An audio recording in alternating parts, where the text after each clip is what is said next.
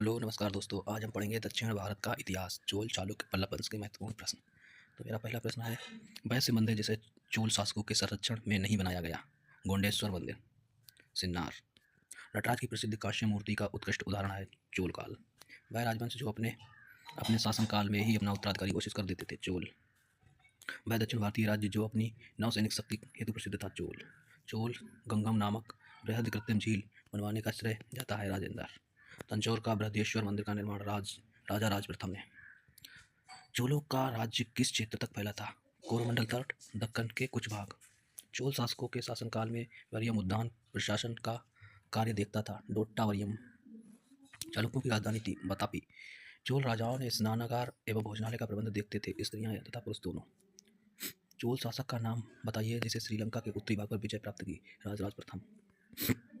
वह चोल राजा जिसने श्रीलंका पर पूर्ण स्वतंत्रता दी और सिंघल राजकुमार के साथ अपनी पुत्री का विवाह कर दिया था। कुंतोर तुंग प्रथम। 72 व्यापारी चीन के किसके कार्यकाल में भेजे गए? कुलोत्तर फर्स्ट। दक्षिण भारत का प्रसिद्ध तक्कोलम का युद्ध हुआ था चोल और राष्ट्रकूटों के मध्य। चीन यात्री जिसने चालुक्यों के शासनकाल में चीन एवं भारत के संबंधों का विवरण दिया। हुएनसांग। किस वंश द्वारा प्रायः महिलाओं के प्रशासन के उच्च पद प्रदान किए जाते थे? चालुक्य। बल्त विलास प्रहसन के लेखक महेंद्र वर्मन। तीसरी शताब्दी में वारंगल प्रसिद्ध था लोहे के यंत्र एवं उपकरणों के लिए। संस्कृत के कवि और नटराज कालिदास का उल्लेख है पुलकेशिन द्वितीय ऐहोल अभिलेख में। एक चालुक्य अभिलेख के तिथि अंकन में शक संवत को वर्ष 556 दिया गया। इसका तुल्य वर्ष है 634। प्रसिद्ध संस्कृत लेखक टंडन अंकित करते थे पल्लव की सभा को। पल्लव राजा किसकी उपाधि राज सिंह थी? नरसिंह वर्मन द्वितीय। तंजौर का बृहदेश्वर मंदिर बना था राज शासन के काल में। होयल साम्राज्य की राजधानी द्वारसमुद्रम। राजा सिंह विष्णु वंश के थे पल्लव। पुलकेशिन प्रथम और पुलकेशिन द्वितीय नामक शासक से संबंधित थे चालुक्य। पुलकेशिन द्वितीय राजवंश का सर्वाधिक प्रख्यात शासक था चालुक्य। शताब्दी और 8वीं सदी में बहुत शक्तिशाली हो गए थे और कांचीपुरम उनकी राजधानी थी। पल्लव वंश के राजा संस्कृत नाटक भी लिखा करते थे। महेंद्र वर्मन। चोल राजवंश का अंतिम शासक था राजेंद्र चोल थर्ड। चोल वंश ने मालदीव के द्वीपों पर दरियाई विजय प्राप्त की। राजराज। भारतीय राजा ने पूर्व एशिया के कुछ हिस्सों को जीतने के लिए नौसैनिक शक्ति का इस्तेमाल किया था। राजेंद्र चोल। बृहदेश्वर मंदिर जो भगवान शिव को वर्ष 1014 को में समर्पित किया गया था, वह स्थित है तंजावुर में।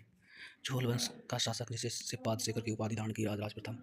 प्रारंभ में कर्नाटक के चालुक्यों के अधीन थे राष्ट्रकूट। चोल राजा राजवंश राजराज प्रथम गद्दी पर बैठे 985। 8वीं शताब्दी के मध्य में राष्ट्रकूट प्रथम तंत्रित रूप ने अपने चालुक्य अधिपति का तख्ता पलट करके एक अनुष्ठान करवाया जिसे शाब्दिक रूप में कहा जाता था हिरण्यक गर्भ। चोल प्रशासन में गांवों की सदन होती थी जो मुख्य रूप से ब्राह्मणों द्वारा बसाई गई थी। सभा। शहर पांड्य राजाओं की प्रसिद्ध राजधानी था। मुदायर सभा और दो प्रकार की ग्राम सभाओं का उल्लेख राजवंश चोल। ऐहोल की राजधानी चालुक्यों की। रवि कीर्ति चालुक्य शासक के दरबारी कवि थे पुलकेशिन द्वितीय। वंश के शासक ने चीन के साथ अपने व्यापार को मुक्त करने के लिए मलाया पर आक्रमण किया। चोल साम्राज्य की स्थापना ने की थी विजयालय। विक्रमदत्त फोर जिसके दरबारी कवि बिल्हड़ ने अपनी जीवनी लिखी। राजवंश के शासक थे चालुक्य राजवंश ने बतापी में शासन किया और आधुनिक समय में भारतीय राज्य में है कर्नाटक। 12वीं शताब्दी में कर्नाटक में एक नवीन आंदोलन का उद्भव हुआ जिसका नेतृत्व भादसन्ना नामक एक ब्राह्मण ने किया जो प्रारंभ में जैन मत को मानने वाले थे और राजा के दरबार में मंत्री थे। चालुक्य। रानी रुद्रम देवी राजवंश की प्रसिद्ध शासक थी। बादामी राजवंश की सबसे पुरानी राजधानी थी चालुक्य राजवंश। श्रीलंका पर विजय प्राप्त करने वाला चोल वंश का सबसे पहला शासक था राजेंद्र प्रथम।